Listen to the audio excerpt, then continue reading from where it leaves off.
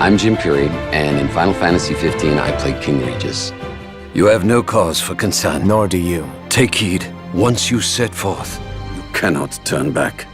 King Regis is a very wise, loyal, courageous ruler, and he has to make some tough decisions. What stood out about him to me was his love for his family, his willingness to protect his people. My name is Ray Chase, and I play Noctis Lucis Calum in Final Fantasy XV. Don't know about you, but I'm ready as I'll ever be. What's interesting about Noctis is he's not your average, ordinary prince who goes on to try to save the world. He definitely doesn't go into it because he wants to. He's going into it because all of this is forced upon him out of nowhere. Over the course of the game, he learns what it means to be a hero. He learns humanity through the course of this game, and he loses a lot too. I'd like to be alone right now. Give me some space. I'm sorry for intruding on Noct time. Well, I'll head back then. Night. My name is Robbie Damond, and I play Prompto in Final Fantasy XV. Well, when I first read for Prompto, immediately I recognized his archetype from Final Fantasy series, but I didn't want to play him as just straight comedy relief. So even though that's sort of his function within the four, we wanted to be really careful to make sure that he was grounded and human and still believable, being a real person going through his own journey. So, any bright ideas, Ignis? A dark one, as it were. A frontal assault would leave us exposed, but if we move under cover of night, we might be able to infiltrate the base unnoticed. Hi, my name's Adam Crosdale, and I play Ignis in Final Fantasy XV. Ignis is the confidant to the king-in-waiting, Noct, and he is very cerebral, quite funny without meaning to be, and an organizer, extremely organized and extremely capable. I'll analyze what intelligence we have available to find us a way in. Sounds good, Specs. He tries to keep Noct and the lads out of trouble, and has varying degrees of success doing it. Noct! I gotcha! Pull yourself up! My name's Chris Parson, and in Final Fantasy XV, I play Gladio. Gladio is a guy he has a soft spot, but at the same time, he's a ferocious guy that you do not want to cross.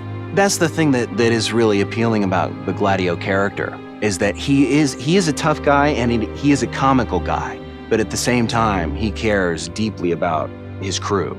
He's kind of the Papa Bear of the crew.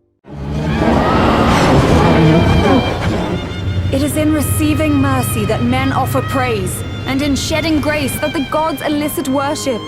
I'm Amy Shields, and I play Luna Freya in Final Fantasy XV. I would describe Luna as a very strong woman. She's quite reserved, but still manages to give across this major passion for everything in life that she cares about. She is this wonderful spirit who just cares about everyone else. I vow, the king will prove himself worthy.